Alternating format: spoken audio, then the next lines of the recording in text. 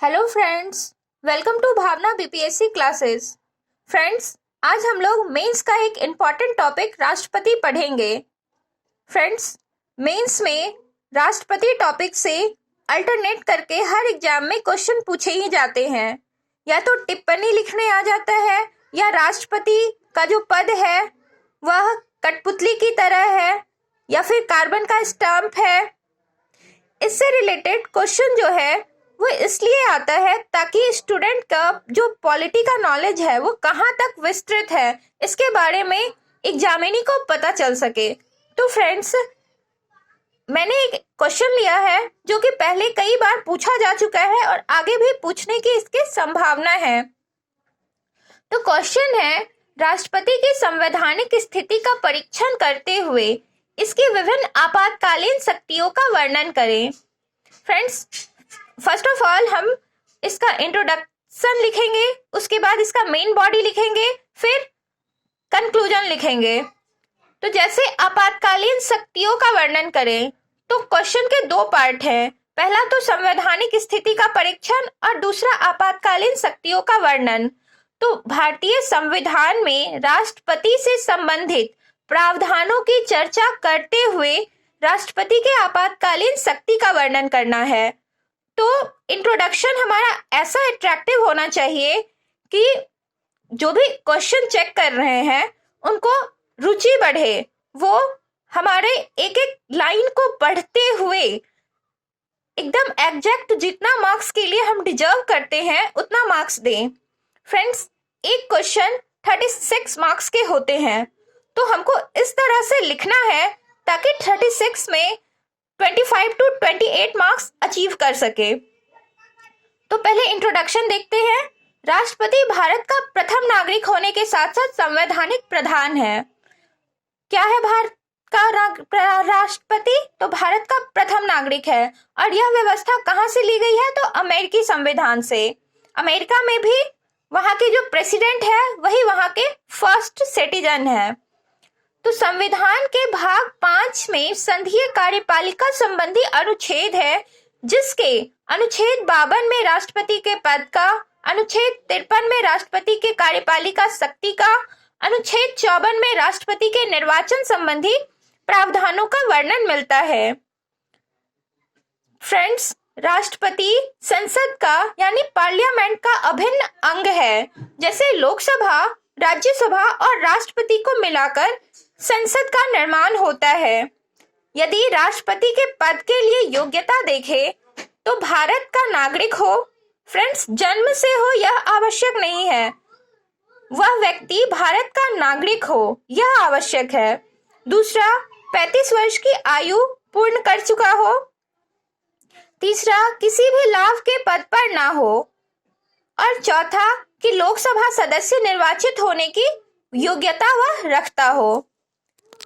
तो हमारा इंट्रोडक्शन तो लिखेंगे ही। फ्रेंड्स, ध्यान दें कि पैराग्राफ राइटिंग सिर्फ ना करें, क्योंकि इससे आपका आंसर मोनोटोनस हो जाएगा और चेक करते समय जो इंटरेस्ट आना चाहिए वो नहीं आ पाएगा, जिससे आपके मार्क्स जो है वो इफेक्टिव हो सकते हैं। तो फ्लो चार्ट बनाएं, यह जरूरी है फ्रेंड्स ज्यादा मार्क्स लाने के लिए। तो निर्वाचन मंडल जो है वो राष्ट्रपति के निर्वाचन में रोल प्ले करता है। तो लोकसभा, राज्यसभा और राज्य विधानसभा के निर्वाचित सदस्य और साथ में जो यूनियन टेरिटरी है उसके विधानसभा सदस्य। तो फ्रेंड्स, अभी वर्तमान में दिल्ली, पुदुचेरी और जम्मू कश्मीर इसमें विधानसभा है और इसके जो निर्वाचित सदस्य होंगे वह भी राष्ट्रपति के निर्वाचन मंडल में शामिल होंगे। राष्ट्रपति के योग्यता निर्वाचन पद्धति के विचार के उपरांत राष्ट्रपति की स्थिति को स्पष्ट पता चलता है। तो फ्रेंड्स, यहाँ पे हम लोगों ने संवैधानिक स्थिति को बता दिया है और अब हम लोग राष्ट्रपति के विभिन्न शक्तियों को बताते हुए आपातकालीन शक्ति को बताएंगे। तो राष्ट्रपति की शक्ति देखें तो न्यायिक शक्ति, विधायी शक्ति, वीटो शक्ति, वित्तीय शक्ति, सैन्य शक्ति, कूटनीतिक शक्ति, विवेकाधीन शक्ति और प्रशासनिक शक्ति। फ्रेंड्स, यदि एग्जाम में आप ऐसे सर्कल बना के एरो मार्क करके लिखते हैं तो एग्जामिनर को साफ दिखेगा कि हाँ, स्टूडेंट्स का कॉन्सेप्ट क्लियर है। तो अब आपातकालीन शक्ति, ये हमारा मेन बॉडी होगा।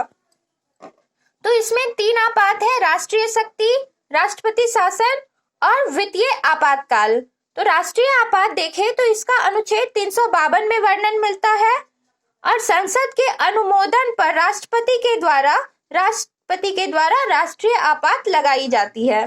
फ्रेंड्स, इंडिया में इंदिरा गांधी के काल में राष्ट्रीय आपात लगा था, पर उस समय आंतरिक अशांति के आधार पर राष्ट्रीय आपात लगाया गया था। पर वर्तमान में संविधान संशोधन करके यह प्रावधान किया गया है कि युद्ध, बाह्य आक्रमण या सशस्त्र विद्रोह के कारण संपूर्ण भारत या देश के किसी भी हिस्से की खतरा यदि सुरक्षा खतरे में है तो राष्ट्रीय आपात की घोषणा की जा सकती है। फ्रेंड्स, यदि बात करें कि राष्ट्रीय आपात जो है वो कैसे उसका बढ़ाया जाए उसके काल को, तो इसके लिए संसद के दोनों सदनों, लोकसभा या राज्यसभा में विशेष बहुमत से प्रस्ताव को 30 दिन के अंदर अनुमोदित किया जाता है और उसके बाद एक बार में 6 माह तक के लिए राष्ट्रीय आपात को बढ़ाया जा सकता है। यदि समाप्ति की बात करें तो इसके समाप्ति के लिए भी लोकसभा द्वारा साधारण बहुमत से प्रस्ताव पारित करना पड़ता है। तो यदि देश में राष्ट्रीय आपात की घोषणा हो गई तो इस घोषणा का क्या प्रभाव पड़ेगा? इसके प्रभाव को देखें तो राज्यों के प्रशासनिक शक्ति प्रयोग के बारे में केंद्र द्वारा निर्देश जारी किया जाएगा। अब यदि और इस समय फ्रेंड्स आप लोग जानते होंगे कि केंद्र सूची, राज्य सूची और समवर्ती सूची पर कानून जैसे बनते हैं। जैसे केंद्र सूची पर केंद्र सरकार कानून बनाती है, राज्य सूची पर राज्य सरकार कानून बनाती है और समवर्ती सूची पर केंद्र सरकार और राज्य सरकार दोनों कानून बनाते हैं। पर विशेष स्थिति में केंद्र सरकार द्वारा बने कानून राज्यों में भी लागू किए जाते हैं। तो राष्ट्रीय आपात के समय संसद द्वारा राज्य सूची के विषय पर भी कानून बनाए जाते हैं। जैसे फ्रेंड्स, यदि हम लोग कृषि बाजार की बात करें तो कृषि बाजार जो है वो राज्य सूची का विषय है, परंतु यदि राष्ट्रीय आपात लागू है तो उस समय कृषि बाजार से संबंधित कानून भी केंद्र बनाएगी, यानी संसद द्वारा बनाए जाएंगे। ठीक है फ्रेंड्स, तो यदि राष्ट्रपति के मौलिक अधिकार का निलंबन भी कर सकता है इस समय। फ्रेंड्स, अनुच्छेद 20 और अनुच्छेद 21 के अलावा हमारे जितने भी मौलिक अधिकार हैं वह राष्ट्रीय आपात की स्थिति में निलंबित हो जाते हैं। तो फ्रेंड्स, यदि अब तक राष्ट्रीय आपात की बात करें तो देश में 3 बार राष्ट्रीय आपात लग चुका है। पहला 1962 में, दूसरा 1971 में और तीसरा 1975 में इंदिरा गांधी के काल में। 1962 और 1971 में युद्ध जैसी स्थिति के कारण राष्ट्रीय आपात लगा, वहीं 1965 में आंतरिक अशांति के कारण राष्ट्रपति शासन लगा। फ्रेंड्स, यदि दूसरी आपातकालीन शक्ति की बात करें तो यह राष्ट्रपति शासन है, जिसका वर्णन संविधान के अनुच्छेद 356 में किया गया है। इसकी घोषणा जो है वो राष्ट्रपति के द्वारा की जाती है। किसके प्रतिवेदन पे? तो राज्यपाल के द्वारा। यदि राष्ट्रपति को यह सूचना दिया जाता है कि उसके राज्य में संवैधानिक स्थिति जो है या सरकार जो है वह असफल हो गई है, तो उस समय राज्य में राष्ट्रपति शासन लगाया जाता है। फ्रेंड्स, इसके अनुमोदन की बात करें तो संसद के दोनों सदनों द्वारा 2 माह के अंदर अनुमोदन करने पर 6 माह बढ़ाया जा सकता है, परंतु किसी भी स्थिति में राष्ट्रपति शासन की अधिकतम अवधि 3 वर्ष है। फ्रेंड्स, ऑब्जेक्टिव क्वेश्चन पूछे जाते हैं विभिन्न एग्जाम में कि राष्ट्रपति शासन की अवधि को अधिकतम कितने समय तक रखा जा सकता है, तो राइट आंसर 3 वर्ष होगा। यदि समाप्ति की बात करें तो मंत्रिपरिषद की सलाह पर राष्ट्रपति द्वारा राष्ट्रपति शासन की समाप्ति की जा सकती है। संसद द्वारा अनुमोदन न करने पर न्यायालय द्वारा अवैध ठहराने पर भी इसे समाप्त किया जा सकता है। न्यायालय द्वारा, यहाँ पर सुप्रीम कोर्ट का इंपॉर्टेंट रोल हो सकता है। तो फ्रेंड्स, यदि किसी राज्य में राष्ट्रपति शासन की घोषणा हो जाती है तो उसका क्या प्रभाव पड़ेगा? तो फर्स्ट, राष्ट्रपति द्वारा किसी भी प्रांतीय प्रशासनिक अधिकारों की शक्ति को ग्रहण किया जाता है। मतलब वहां पे जितने भी प्रशासनिक अधिकार है उनकी शक्तियां राष्ट्रपति के हाथ में आ जाते हैं। दूसरा, संसद द्वारा राज्य सूची के विषय पर कानून बनाए जाते हैं, जैसे कि राष्ट्रीय आपात में था। और तीसरा फ्रेंड्स, सर्वाधिक बार इसका प्रयोग किया गया है, 100 से भी ज्यादा बार। अब वित्तीय आपात की बात करें तो फ्रेंड्स, वित्तीय आपात की घोषणा भी राष्ट्रपति के द्वारा की जाती है और इसका जो मतलब इसको तब लागू किया जाता है जब देश में वित्तीय साख या स्वामित्व खतरे में हो।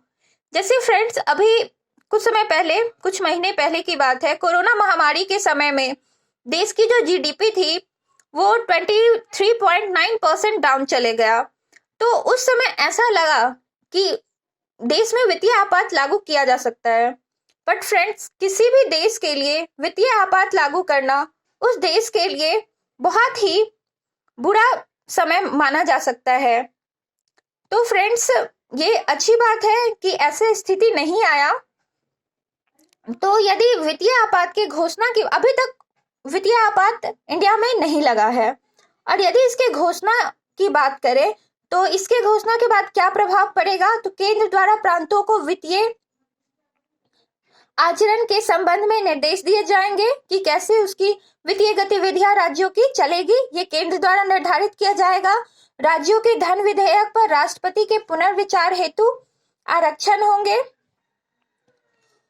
सरकारी कार्यालयों के वेतन, सरकारी कर्मचारी जो है उनके वेतन में कमी की जाएगी। स्पष्ट है फ्रेंड्स कि यदि वित्तीय आपातकाल लगी है तो पैसे से संबंधित क्राइसिस है कंट्री में, तो जितने भी गवर्नमेंट एम्प्लॉय हैं उनके वेतन में कमी की जाएगी, लेकिन अभी तक प्रयोग नहीं हुआ है।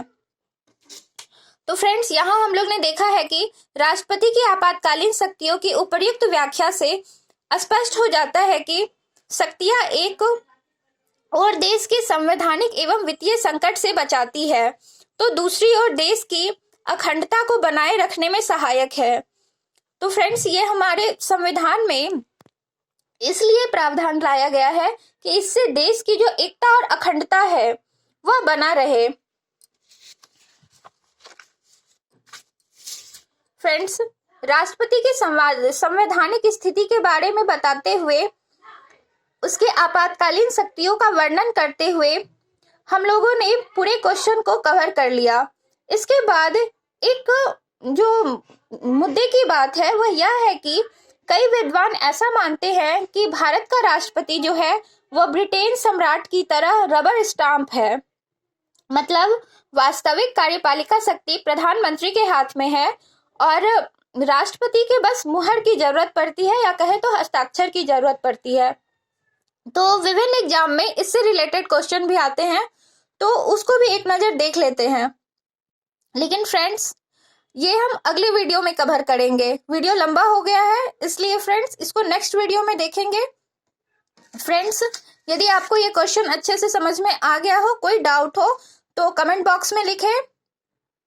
वीडियो अगर पसंद आ रहा है तो लाइक करें, सब्सक्राइब करें, दोस्तों के बीच शेयर करें। फ्रेंड्स, मैं इसी तरह मेंस के हर एक टॉपिक को कवर करूंगी। तो थैंक यू फ्रेंड्स।